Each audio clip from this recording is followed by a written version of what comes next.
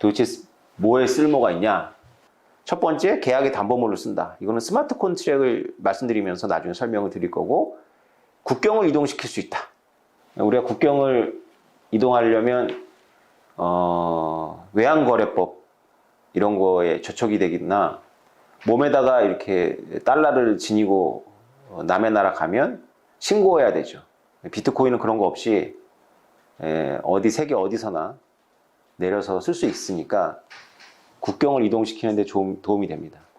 그래서 이 비판하는 분들은 비트코인이 자금 세탁 용도다라고 말씀하시는데 타당합니다, 일면. 근데 여러분들은 범죄인들이 돈을 이동시키는 것은 자금 세탁이지만 여러분들이 필요에 의해 가지고 외국에 갈 때마다 신고하고 그 다음에 방해받고 간섭당하는 게 좋으세요?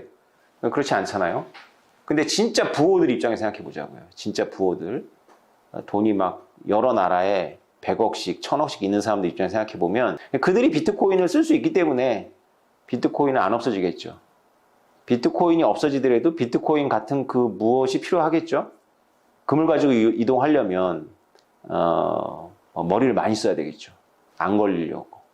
그런 거 많이 나오잖아, 영화나 이런 거에. 근데 비트코인은 그런 머리를 쓸 필요가 없죠. 그러면 범죄인들이 막 쓰겠네요. 네, 그거는 이제 다음에 도덕적으로 어떻게 비트코인을 볼 것이냐라는 문제에서 다루기로 하고, 지금 이 문제에 지금 초점을 맞춰보자고. 비트코인은 뭐에 쓰느냐? 비트코인 인플레이션 해지용으로 쓸 수 있죠.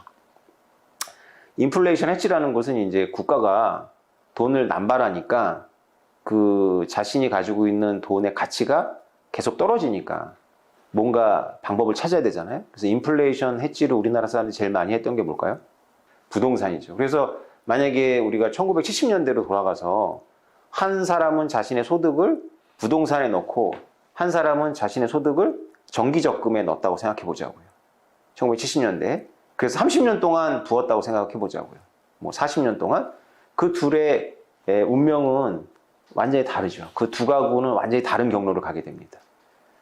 사람들이 이제 알죠. 야, 이 저축하는 것은 바보구나. 뭐 바보라는 말이 좀 그렇다면 저축은 이타적인 행위죠. 나라를 위해서 하는 거예요. 기업들이 저렴한 금융을 가지고 투자할 수 있도록 하는데 도움이 되는 거고, 나를 위한 건 아니죠.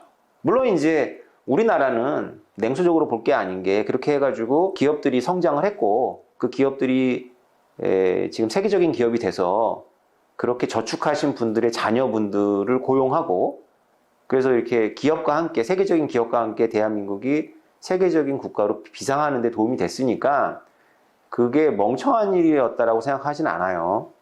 그런데 이런 표현을 하고 싶네요. 순진한 시대는 끝났다. 왜냐하면 대한민국에서 사례를 봤거든요. 누가? 중국과 인도와 베트남 사람들이 봤어요. 우리가 만약에 사례가 없었다면, 저렇게 저축하면 국가가 약속한 대로 내가 이게 지금 한 달에 10만 원씩 부면은 10년 후에는 이게 몇 억이 되고 이런 걸 믿겠지만, 중국 사람들이나 인도 사람들이나 베트남 사람들은 한국에 사례가 있기 때문에 그렇게 정부가 원하는 대로, 정부가 홍보한 대로 저축을 하면 약속한 대로 몇 억이 되는데, 그때 몇 억 가지고는 집을 못 산다는 걸 알잖아요. 그죠? 그것을 우리가 뼈저리게 경험했지 않습니까? 사람들이 똑똑하기 때문에 두 번 속진 않죠. 두 번 속을 수 있죠. 그러나 또 세 번 속진 않잖아요. 그래서 경제학자들이 비트코인 인플레이션 해지라는 말을 들으면 막 경기를 일으키고, 비트코인이 어떻게 인플레이션 해지냐라고 말을 하지만, 그러면 저축을 하면 됩니까? 라고 물어보면, 제가 생각하기에 양심 있는 경제학자들 중에 그 누구도 당신이 저축하면 그 저축한 것만큼 정당한 대가를 30년 이후에 거둘 수 있을 것이다 라고 말할 수 있는 경제학자는 제가 보기에는 떠오르지 않네요. 한 명도 없을 것 같아요. 왜냐하면 경제학에서는 인플레이션 자체를 좋은 거라고 전제하거든요. 경제학자들이 말하는 이상적인 화폐는 시간이 지나면 가치가 떨어지는 화폐일 거예요.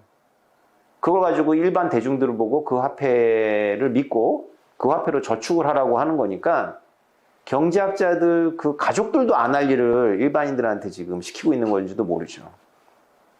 우리가 뭐 이번 정부의 여러 고위 관료들의 행위를 봐서 알겠지만 얼마나 부동산을 좋아합니까?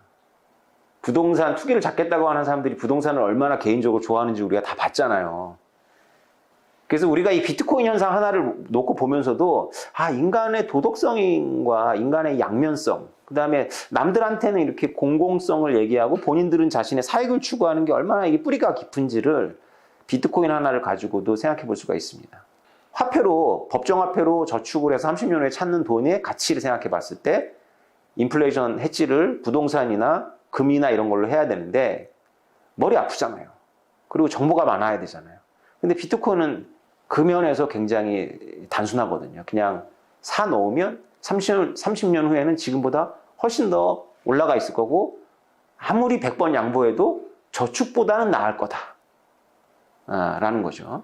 네 번째, 이거는 이제 요새 문제가 되고 있는 전기 사용인데요. 이렇게 주장하는 사람은 아무도 없어요. 지금 오태민만 이렇게 주장하는데 비트코인은 전기를 금융화합니다. 이거는 사토시 나카모토가 애초에 의도했던 바는 아니에요. 여러분들이 저하고 비트코인을 공부하다 보면 채굴에 대해서 깊이 공부를 해야 되는데 이 비트코인의 채굴에는 많은 인문학적인 그런 원리들이 숨어져 있어요. 그런데 본의 아니게 전기를 금융화할 거예요, 비트코인이. 이 전기를 금융화한다는 말이 뭐냐면은 발전소들이 전기를 버리는 건 알고 계시죠? 전기를 왜 버리냐? 전기라는 게 만들어 놓고 저장을 해놨다가 필요할 때 쓸 수 있는 거면 좋은데 이게 효율이 엄청 떨어져요. 그리고 그 축전지 기술에 들어가는 모든 그 재료가 그게 히토류예요. 환경을 엄청 파괴시킵니다. 배터리 만들고 이러는 게. 앨런 머스크는 탄소 보조금 엄청 받아가면서 앨런 머스크는 축전지 기술이 뭐 엄청나게 대단한 것처럼 자랑을 하지만 사실 한계가 있어요.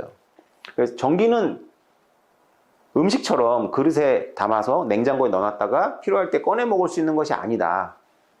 그냥 그때 필요할 때마다 생산을 해내야 된다라고 생각하시면 되는데 발전소들은 예열을 하잖아요. 발전소의 기본적인 원리는 물을 끓여서 그 물로 터빈을 돌리는 거거든요. 그래서 그 터빈이 돌아가면서 자석이 돌아가면서 전기를 만들잖아요. 기본적으로 다 물을 끓여요. 그러니까 원자력으로 끓이느냐, 뭐 석탄으로 끓이느냐. 물을 끓이는 전력은 물을 여러분 생각해 보세요. 계속 끓여놓은 상태에서 유지하는 게 더 싸겠어요? 필요할 때마다 끓이는 게 더 싸겠어요?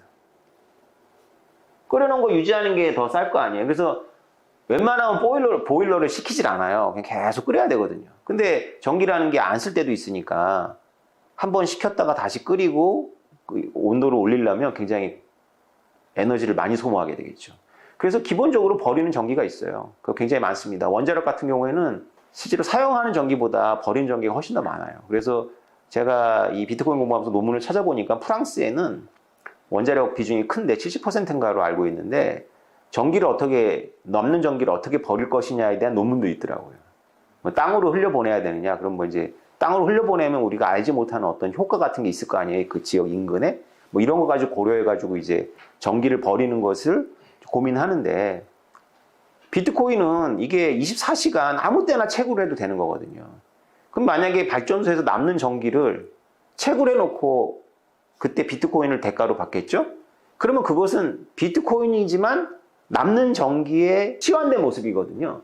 근데 남는 전기의 변화된 모습인데 이거 자체는 전기가 아니지만 금융적으로 보면 이게 가치를 갖고 시장 가격이 있으니까 이게 내 남는 전기의 저장 방식인 거예요. 그러면 그거 어떻게 다시 전기로 다시 치환하느냐? 이게 금융에서는 가능해요. 왜냐하면 전기가 막 피크 타임 때 막 엄청나게 필요한 그런 발전소에서 축적했던 비트코인을 팔아서 전기를 사는 거죠. 전기를 어떻게 사느냐? 여러 방법이 있어요. 남는 잉여 전기를 산다는 개념도 있지만 전기를 안 쓰는 거에 대해서 보상해 줄 수도 있잖아요. 피크타임 때. 당신은 전기를 쓰지 않는 거에 대해서 우리가 보상해 줄게요. 라는 식으로 얼마든지 재원이 있으면 그런 방식으로 원래 금융이라는 게 남는 데서 모자른 데를 채우는 기법이잖아요. 이것을 이타적으로 하는 것이 아니라 각각의 주체들이 이기적인 욕망에 의해 가지고 남는 데서 부족한 데를 채우는 것이 바로 금융인데 이거 시간과 거리에 의해 가지고 비슷한 거죠. 전기가 남을 때 축적해 놓은 비트코인으로 전기가 부족할 때 그것을 전기로 치환할 수도 있고 또 전기가 아니라 다른 보상으로 치환할 수도 있고 앞으로 이 비트코인이 발전 산업에 이 전기를 금융화 금융화는 바로 그 도구가 된다라는 것은 각광을 받기 시작할 겁니다. 지금은 뭐 오태민만 떠든 수준인데 요새 이 시대에 비트코인이 막 전기를 쓴다. 앨런 머스크가 전기 때문에 비트코인을 쓸 수가 없다. 뭐 이런 거잖아요. 뭐 환경 오염 때문에. 이 시대에 이 비트코인의 이 용도가 주목을 받을 수 있어요. 그러니까 여러분 생각하는 것처럼 비트코인은 뭐 쓸모가 없는 그냥 코드다. 그냥 이런 숫자에 불과하다라는 생각은 질문하는 것 자체가 민망한 그런 수준의 질문입니다. 비트코인이 뭐 7년 전이나 3년 전이라면 이런 질문을 가능하겠지만은 지금 이미 그런 용도로다가 사람들이 다 파악해서 쓰고 있는데 댓글에다가 그래서 비트코인 쓰는 거 하나라도 나한테 얘기해달라. 뭐 커피 사 먹는 얘기 좀 그만하고요. 커피는 못 사 먹을 수도 있어요. 근데 도박을 할 수 있잖아요. 도박을. 이 도박을 할 수 있다는 것이 얼마나 중요한 건지 나중에 제가 말씀드릴게요. 여러분, 해적들하고 도박꾼들이 쓰는 돈이 진짜 돈이에요. 이걸 명심해야 돼요. 해적들과 도박꾼들이 이 돈으로 나한테 지불하세요. 저는 이 돈만 받습니다. 하는 게 진짜 돈이에요. 왜 그렇겠어요? 언제 도망갈지 모르잖아요. 자기의 거주지를 버리고 어딘가로 도망가야 되잖아요. 도망가서 쓸 돈이잖아요. 그 돈이. 도망가서 쓸 돈이니까 우주적인 화폐가 필요한 거예요. 그래서 도박꾼들하고 해적들이 원하는 돈이 바로 진짜 돈이에요. 뭐 계속 머릿속에 달러니 금이니 다 잊어버리고 그렇게 질문을 바꿔보세요. 도박꾼들하고 해적들이 원하는 돈이 무엇일까? 비트코인이 굉장히 유력하죠. 그러니까 비트코인을 그런 잡놈들의 돈이라고 생각하면 굉장히 나쁜 걸로 보이는데 야, 해적들이 좋아하는 돈이야. 이거 도박꾼들이 좋아하는 돈이야. 세계 어디에서나 요구하는 돈이야라고 생각하면 여러분들의 관점이 좀 바뀔 수 있을까요? 그러니까 제발 비트코인 뭐에 쓰는가? 이 질문이 필요한 질문이기는 한데 앞으로는 안 하는 게 좋겠다. 왜냐하면 내가 너무 무식하다는 티를 너무 공개적으로 기록에 남기는 거다. 이런 차원에서 말씀드렸습니다. 네, 감사합니다.